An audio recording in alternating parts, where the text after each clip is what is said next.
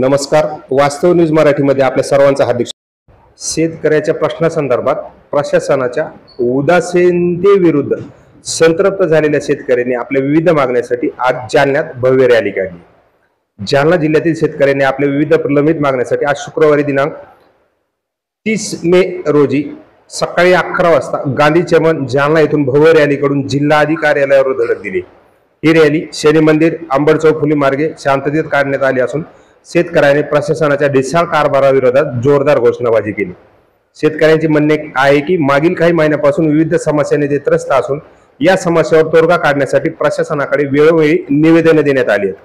या संदर्भात 6 मे आणि 13 मे रोजी जिल्हा अधिकाऱ्यांना निवेदन दिले गेले होते. त्याआधी 1 एप्रिल ते 9 एप्रिल दरम्यान 9 दिवसाचे आमरण उपोषणही करण्यात आले होते. यावेळी काही समस्यावर तात्पुरता तोडगा निघाला होता आणि महसूल व कृषी विभागाने उर्वरित मागण्याची लेखी उत्तरे 15 दिवसात देण्याचे आश्वासने दिले होते.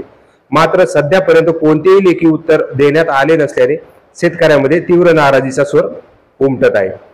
शेतकऱ्यांनी प्रशासनाकडून आरोप करताना म्हटले आहे की पेरणीचे दिवस तोंडावर आलेले असताना सुद्धा शेतकऱ्यांना अजूनही सिंचन, वीज, पीक विमा, नुकसान भरपाई, खताचा तुटवडा, महागाई बियाणे यासारख्या गंभीर समस्येचा सामना करावा लागतो. प्रशासनाची उदासीनता आणि राज्य सरकारच्या दुर्लक्षामुळे शेतकऱ्यांचा संयम सुटू लागलाय. रॅलीत सहभागी शेतकऱ्यांनी सांगितले की आमचा उद्देश कोणत्याही सामान्य नागरिकाला अडचणीत टाकण्याचा नाही, मात्र वेळेत निर्णय न घेतल्याने आम्हाला रस्त्यावर उतरावे लागत आहे. आम्ही वारंवार लेखी मागण्या करूनही प्रशासन दुर्लक्ष केल्यानेही कारवाई करण्यात आली आहे.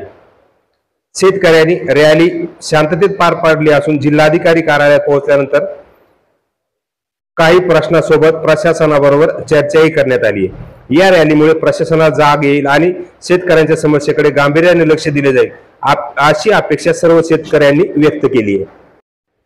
अशाच विविध ताज्या घडामोडीसाठी वास्तव न्यूज मराठी चॅनलला सबस्क्राईब करायला विसरू नका. तसंच लाईक करा व कमेंट करा व शेअर करायला विसरू नका. चप्पल घाल. चप्पल घाल.